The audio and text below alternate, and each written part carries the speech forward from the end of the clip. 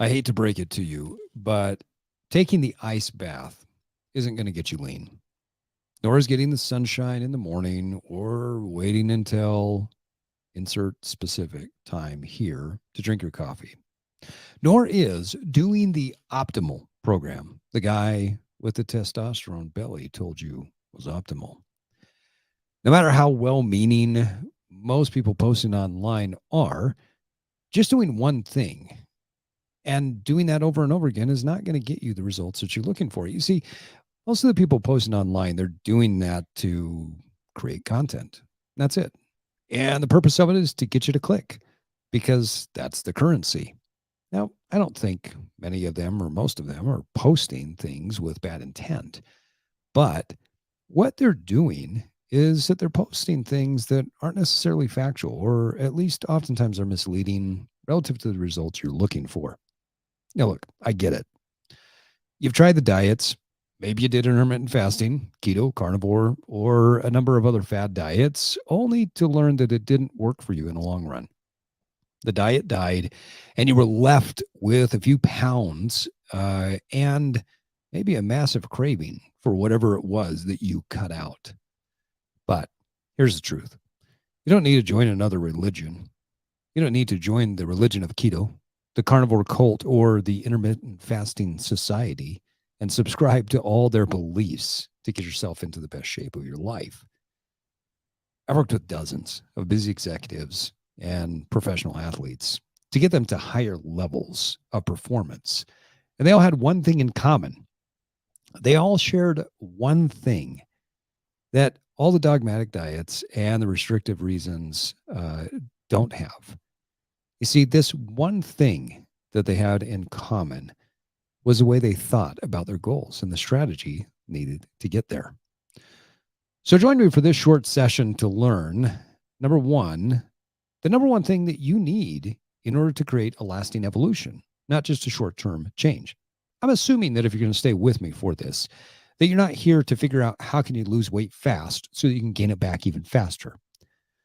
Number two, learn the three biggest mistakes I see executives make when starting on a weight loss program. And number three, why following and reading and listening to a lot of the influencers in the fitness space will leave you confused and frustrated. Now, I want to start out with asking the question of how do you get into great shape? But more importantly, how do you get in and stay in great shape? Now, again, I'm assuming you're here because you don't want to just lose weight and then gain it back again in a year or so. If that's true, hang tight because I'm going to give you the answer to that question right now. If you decide to stay the entire time, please do me a favor. Take some time to pause, reflect on how you can shift your strategy and create lasting change. Is that fair? Okay, so let's jump right in. The number one thing that needs to shift to create lasting evolution is your mindset. Think about it for just a minute. Your current beliefs have led you to the body that you now enjoy. Your current beliefs have built the body you now live in. Your previous thoughts have turned into thighs that you stand on. You created the calves. Your imagination is now your energy. Your actions are your arms, and the mental motions are now your midsection. Every thought that has become a belief, every belief that has initiated an action, and every action that has accumulated a result all came from your mindset. I want to tell you about one of my clients, Paul. You see, when he came to me, he described himself as, quote, an old guy. He, like you, had tried many diets, workout plans, and even paid for programs, gym memberships, and a very expensive coat hanger. Think Peloton. When he came to me, he had a goal to look and feel better by his birthday. He was coming up on his 60th, and he didn't want to feel old anymore. For Paul, this meant that he didn't want to have low back pain. He didn't want to have the knee pain anymore. He wanted energy and to not feel like he was going to fall asleep at the 1 p.m. meeting or the 2 p.m. call with the client. So, what were the mistakes that he was making? Well, first, he had already decided that he was old. You see, the low back pain, the knee pain, the poor posture, the bad energy, they were all a factor of age in his mind. Second, He thought his days of being able to lose fat and gain strength were behind him. I'm not in my 20s anymore, he told me. More on that later, but I can tell you now that just in case you aren't sticking around further, that by the time he hit over 400 pounds on the leg press for the first time before his 60th birthday, I said to him, "You're right, because your 20-year-old self couldn't do this. You're not in your 20s anymore. You're stronger than you were then." And the story doesn't end there. But the third mistake Paul was making was he focused on his energy on eating what he thought was healthy while cutting out foods that weren't. I'll give you a hint on how this turned out, if you haven't already guessed, based on your own personal experience. By cutting out the quote unhealthy foods for a while, he ended up bringing them back in later and binging on them over and over again. Sound familiar? So what changed? Where did we start? Excuse me. First, we focused on Paul's mindset. I asked him to suspend judgment about his performance based on age. What if, I challenged him, what if your story is wrong? What if the problems that you have nothing to do with your age? What if you asked yourself the question of, what if I tried a different strategy? What if none of these things actually have to do with age? You see, the truth is getting and staying lean has nothing to do with age. The research has yet to tell us when a person stops gaining strength if they are on a proper program with the nutrients to support it. Backs don't wear out and joints don't diminish simply with age. Fat doesn't accumulate because the clock ticked or the calendar flipped. Second, we got clear about his priorities. We tackled the most important things first, and then we moved on from there. You see, what changed for Paul was he was no longer trying to tackle all the things at once. In coaching, we call this process of tackling things one by one periodization. Simply put, this just means that there was a period of time where we addressed his pain. When we got him out of pain, then there was a period of time where we focused on fat loss while we were building a base level of strength. Through time, we took him through multiple, what we call micro cycles, and his plan addressed each priority one by one. Now, I've got to pause for a second because I've had many people criticize me over time, telling me that I use technical terms like periodization or microcycles when I record podcasts or create videos like this. So, knowing this, why do I still do it? Well, because I know that if you're with me this far and you're staying with me, that you're like my current and past clients. You are smart and you're not afraid to learn a different language that will help you to grow and evolve. I want you to be educated because I don't believe that we live in an information age anymore. We've moved past the age of information. We live in what I call the age of translation. You, moving forward, if you have the right knowledge, have the ability to then translate the information into something that's usable for you. So if you and I never work together, you can still get information that will help you to make intelligent decisions moving forward. That's fair enough, right? Now let's go back to Paul. The third mistake that he was making was that he thought his nutrition was, as many do, in a binary, good or bad. So what changed? Well, we had to shift his mindset. Now, before I go further, I have to take some responsibility for my industry, okay? We have done a horrible job of educating people by creating this binary. We have coached people into eating disorders, anxiety, and fear without arming you with the knowledge of how to get results. I'll own that on behalf of every well-meaning but broken person in our industry. So what we did for Paul was we only had one restrictive rule, and it was this rule that's the same one that I live by. I don't put anything into my body that I know will harm me. Other than that, everything was on the table. So for Paul, because there was no food allergies, there were no major issues, we didn't really have any no-go areas. Everything was on the table.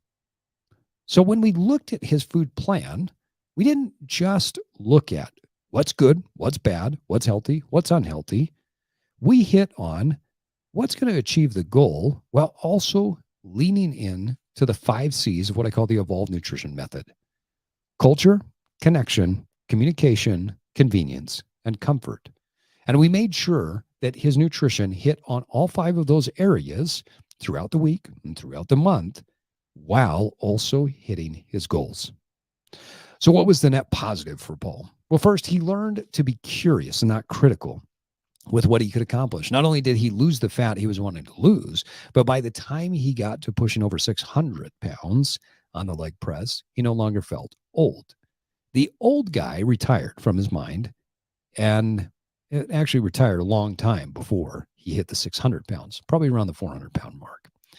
Second, he got out of pain. He lost the weight and became stronger than he had ever been.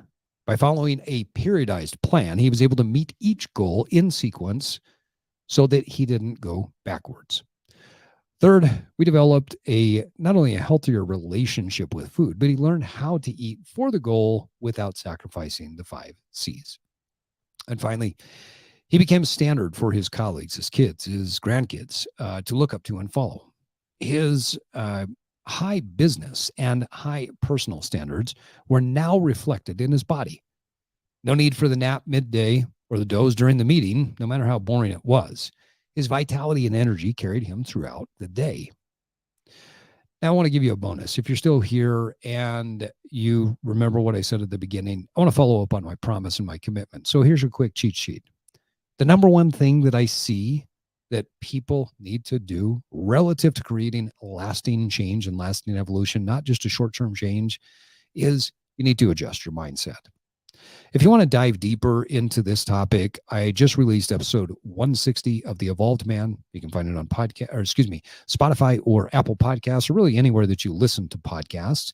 And this is where I break down the process of evolving rather than just losing weight and eventually gaining it back. In this particular episode, I teach you how to set a goal appropriately, what goals may not be effective, and how you think through my 3-step process of becoming a more evolved version of yourself. Now, number 2, what are the 3 biggest mistakes I see executives make when they are starting on a weight loss program? Well, number 1, they fail to address the thinking faults first. The problem isn't what you're putting into your body, it's what you're allowing to stay up in the cranium. Number 2, they don't have a specific, customized, and prioritized or periodized plan. They try to take a cookie cutter approach and shoehorn it to fit them, or they try to take the shotgun approach and try it all at once. And the third mistake that I see executives making when they are going on a weight loss plan is they fail to learn how to meet their goal while crafting a nutrition plan that meets the 5 C's of culture, connection, communication, convenience, and comfort. Now, finally, I also mentioned at the beginning of this recording that listening to, reading, following a lot of influencers, it's leaving you very confused and frustrated. And mainly, it's because the intent of content is to get you to click. Is there a health benefit to ice baths? Yes and no. And I'll give you the real answer. It depends. Will you help you to lose weight? Not necessarily. But influencers will take a stand and give you information that will make you think something matters more than it does. And without the knowledge to translate that information, you're left to identify for yourself what the priority is: first, second, third, etc.